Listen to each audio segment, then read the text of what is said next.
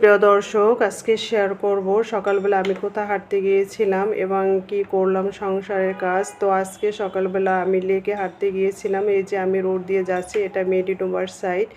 মেডিনোভা হসপিটালের পাশ দিয়ে আমি লেকের ভিতরে ঢুকবো। তো আমি এত সকালবেলা বের হয়েছি যে লোকজন খুবই কম ছিল। তো লেকের ভিতরে লোকজন কম থাকলে আমার খুব ভয় লাগে।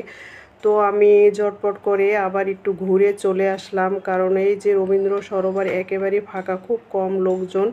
তো দিন যখন 8টা সাড়ে 8টা বাজে তখন দেখা যায় অনেক লোক থাকে। তো একেবারে সকালবেলা লোক খুব কম থাকে, কিন্তু তখন আমার আবার যাওয়া হয়ে ওঠে না, বা এই বুয়া চলে আসে। আর স্কুলের দিন তো এমনিতেও লেগে যেতে পারি না। তো বাসায় এসে বারান্দায় গিয়ে দেখি আমার কচু গাছের একটি ডাল বাতাসে ভেঙে গেছে। আর এখানে আমার অনেকগুলা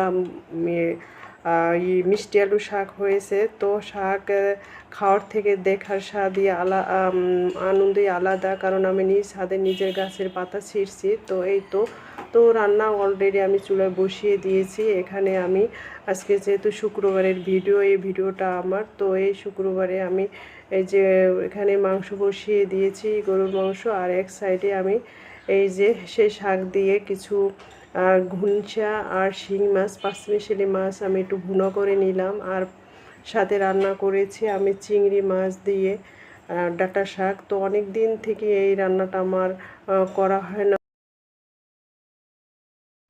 তো রান্না শেষ করে বারান্দা গেলাম। বারান্দায় একটি গিজার রাখা হয়েছে, এটা রাত্র 11টার সময় খোলা হয়েছে।